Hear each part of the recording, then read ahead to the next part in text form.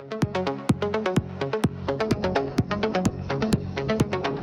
always remember Paul Oakenfold came always with a piece of paper. He wanted to know what you were playing. Every record, Pippi, what is this? Alfredo one day came and said, hey, can we traveling and to show me how to get good music? Nobody knows that I did this for Alfredo. Yeah, I opened him a new vision, you know, because he didn't have idea. He basically started his career. I got an idea because my son was born, and they say, I love you, baby, I love you, baby. You know, we singing I love you, baby in the track, but we are not singers. You're not singers.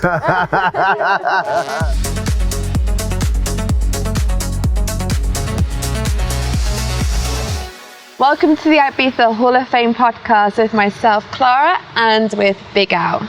So today we have a real treat. One of the longest standing DJs and producers of the island. He had started at Ibiza's core era during the 80s and during the 90s. We welcome DJ Pippi into the Hall of Fame. Hi guys. Welcome Pippi. Nice to see you guys again. To meet you. Nice. Beautiful weather, that's it. It's Ibiza. We are in the vibe.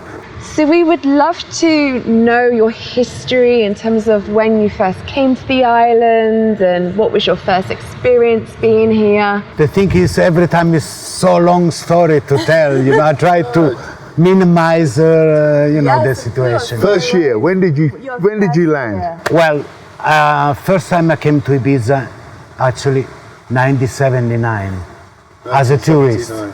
And then, I like Ibiza, the energy.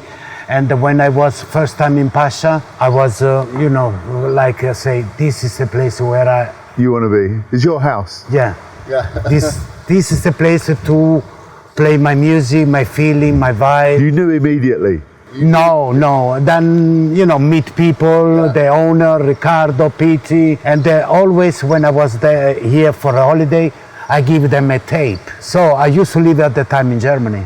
In the cold winter, 1984, I used to run in a record shop and fashion and in Germany. And one time I was in the record shop and they came in, the owner. The owner, Ricardo. Say, what's this? Yeah, we came to... We want you. Take you to Ibiza. I say, what? I say, okay, because I haven't been in Germany for long here, I say, how can I leave Germany once and I go away? But I think the train comes only once. Yeah. I say, okay. You have to get on that train. Yeah, I have to be on that train. So I say, okay, give me 2 days time to all my record, and I left Germany and start a new history. Never look back. No.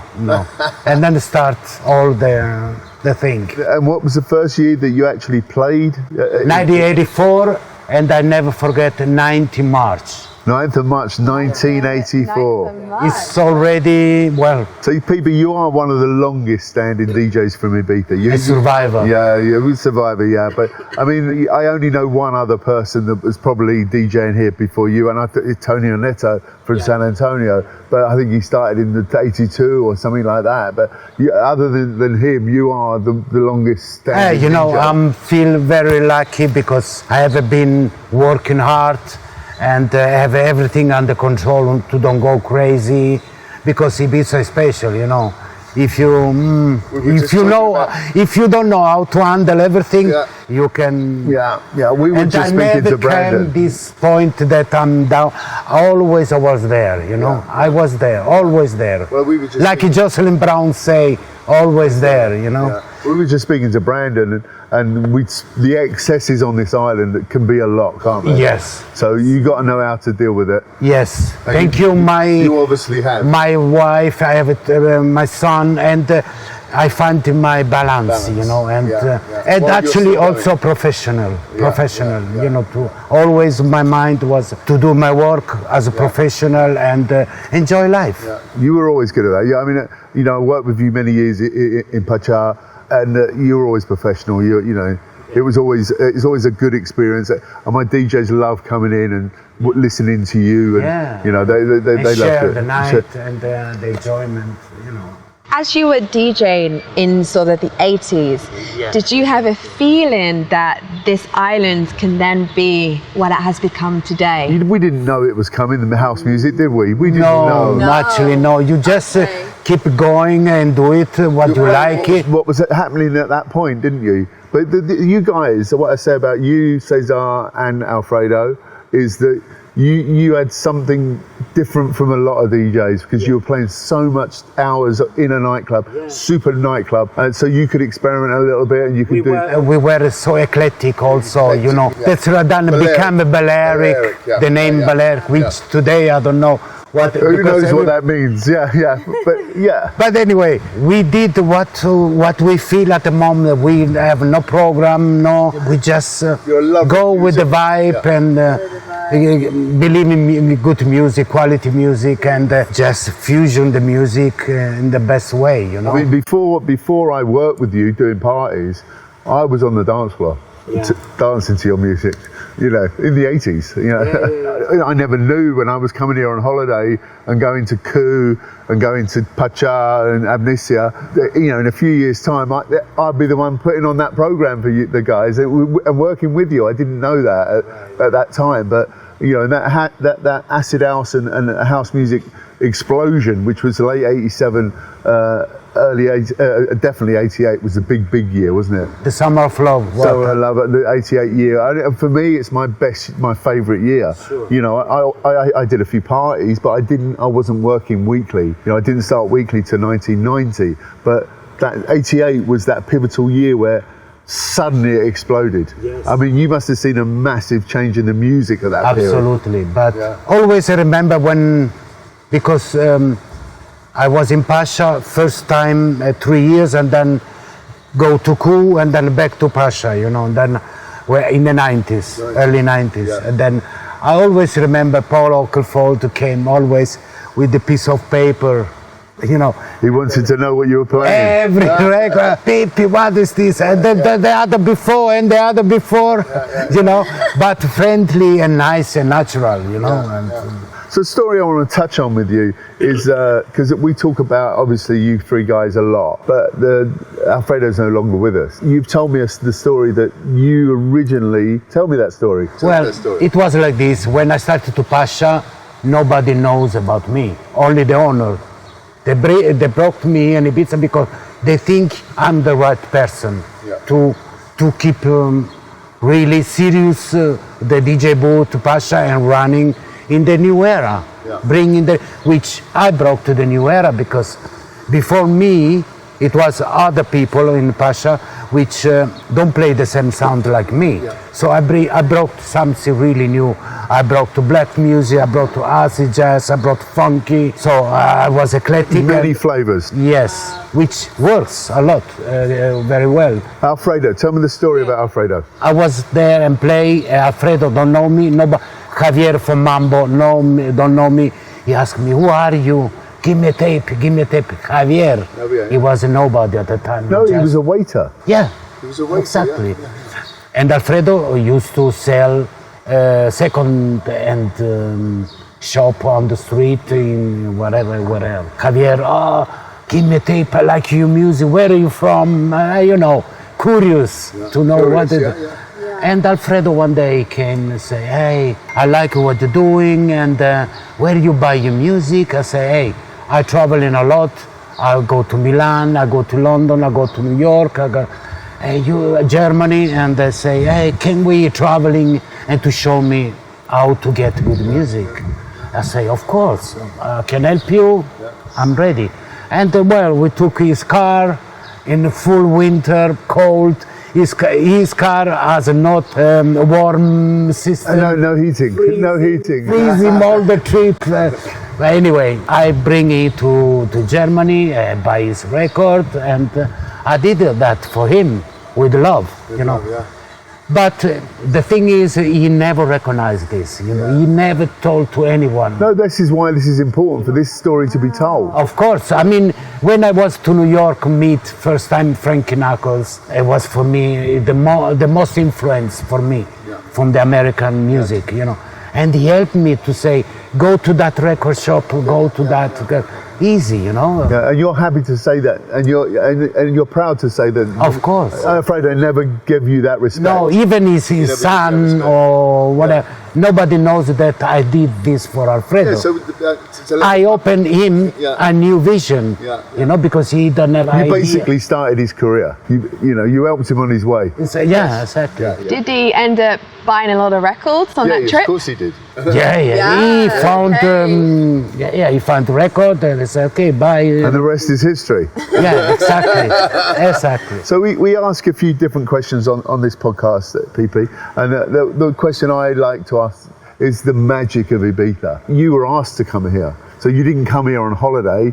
Did you come here on holiday first, or did you just? No, I came for holiday because best friends from Germany say, hey, Pippi, the way I know you, you must go to Ibiza. Okay, so already. So you or someone told you about it. Yeah. And what's your take on Ibiza with the magic? Is it spiritual? Is it magnetic? Everything. You know, when I put my step in the airport, I feel. You know, I'm a Scorpio, like the island. Yeah. The island is also Scorpio. Okay. You don't know that? No, come on. No, I didn't know that. Ibiza is a Scorpio back in the 1000 So you years. fitted quite good. Yeah, for the first moment I felt something really special. I sort of say to people, you've been bitten by the island. There's no going back. Yeah. You know, and also, you know, Ibiza take you or left you. Oh, they spit a lot out. I don't have this bad luck. Yeah. I always have a...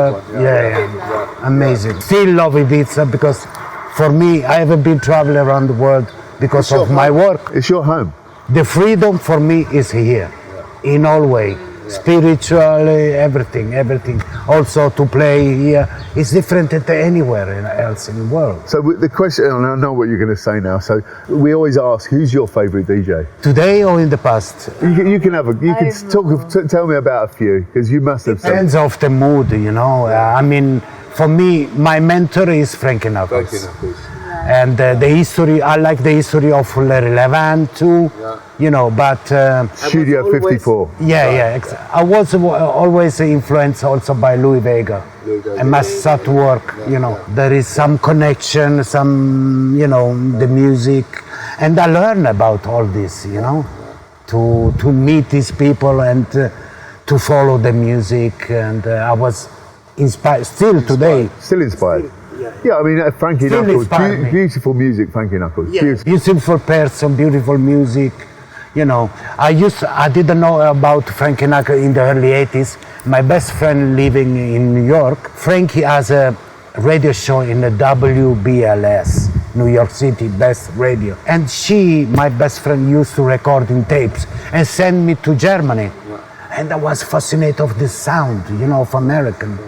So this opened me to understand in general. I always find it quite fascinating because the DJs, how they want to know about that record, or they want to know who done that record. And I mean, it's the passion for the music, isn't it? Absolutely. It's real passion for the music. You know, I remember back in the day when I buy a record, first I say, okay, but always go to the backside. To know who has made that, who played that, you know. That was vinyl time freaky, you know, that to passion to that. So Frankie Knuckles is your man. He opened my more vision to open in the music. So you also did a bit of producing and stuff like that. Famously, I Love You Baby. Yes. It was on my album. I did a decade of Ibiza and I put it on my album. I love that track. Tell us about I Love You Baby. So the partner of I Love You Baby, Walter Tyre, he used to live in New York, but he came always as a tourist in Ibiza. He was actually my fan, come to Pacha every night, you know, enjoy, and one day he said, Pippi, we met each other, talk, blah, blah. I like what you're doing, I like your style, I like your inspiration, inspired me so much. Come to New York. Say, if you have some ideas, we can make something together. And finally I say, okay, go to New York, visit him and see what's going on. Actually, we get in the studio. I got an idea because my son was born. And they say, I love you, baby, I love you, baby. We start in the studio, And you know, we sing in "I Love You, Baby" in the track, but we are not Singers, you're not singers. we are maybe good producer. It wouldn't have been such a good hit if you guys sang on it. Exactly, and hey, we need a singer. And actually, we went in to see the show Stomp in. I don't know, you guys know Stomp is. I don't know that. At the time, it was a show. It was a So we came to see the show. theatre show, Like a theatre. musical? Musical Okay, theatre. Like a, Oh, I have. Yes, I have. Yes. percussion, everything I amazing. know of it. I haven't seen it. Was but a I know. worldwide back in the day around the world. So and we saw this spectacle, and at that time it was first day. How do you say? The first day of this show. Okay, opening. Yeah, opening special for people from New York. So I see Quincy Jones, Janet Jackson, Prince, everyone Surrounded was by there. celebrity. And after show, we was fascinated of the show. And Everett Bradley is the singer of I Love You, In the Baby. show. So yeah, he created a show of Stomp too. And after the show, my partner Walter say he knows people in the theater. Say, can we go to the backstage and meet people? Yeah. Walter say, hey, listen, we like what you're doing. We know that you are. He is one of the best background vocals in the USA. Yeah. He's still from Bon Jovi singing. Oh, okay. He does all the back. In Houston, he's background vocalist. Yeah. The harmonies and everything. Yeah. He worked with the best people in the US. So we have a project, we need a singer. Okay, we fixed the day, the next day came to the studio and we sing I Love You, Baby. Finally we did the records and finished. And 1 year later... First time he was in front with the vocal in? Because you say he was always in the background doing the backing. No, he worked with the people, with the big star as a background vocalist. And you put him in front, yeah? Yeah. Featuring Everett Bradley. We did a few US promo, and sent it to London. And Danny Rampling. All of our friends.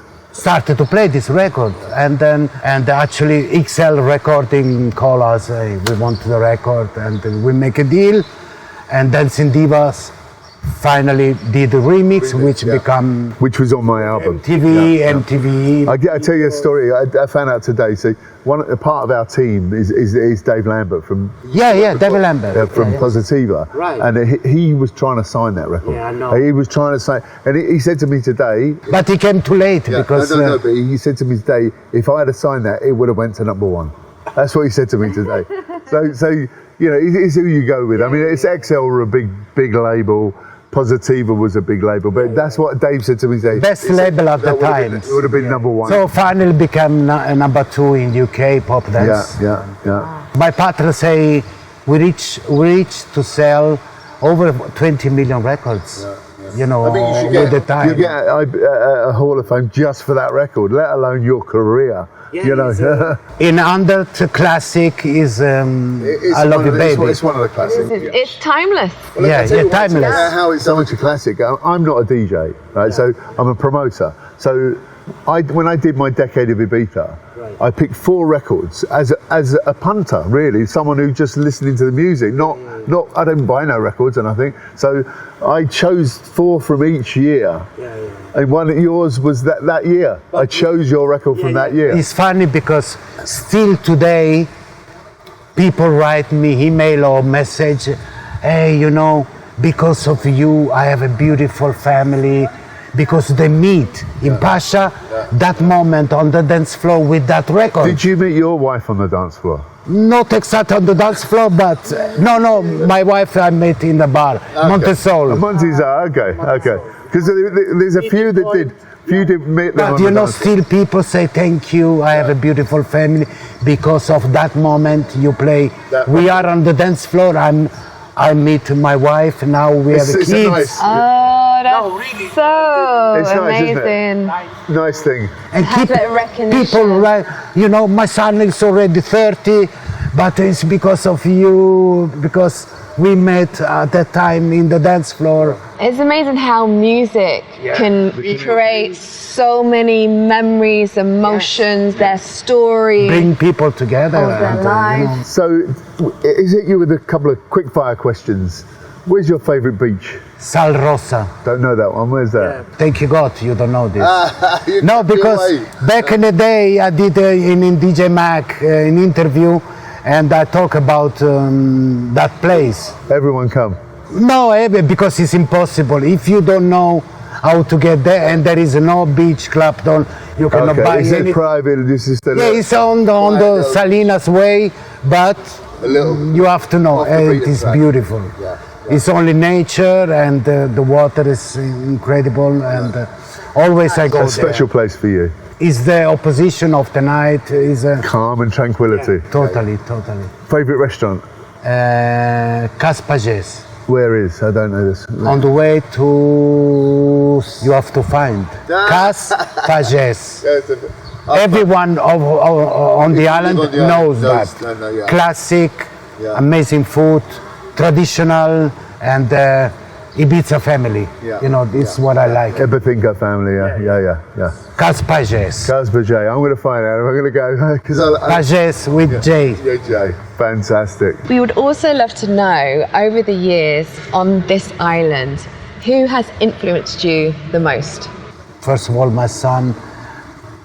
You know, the day life in Ibiza. This is for me the best. It's the best inspiration.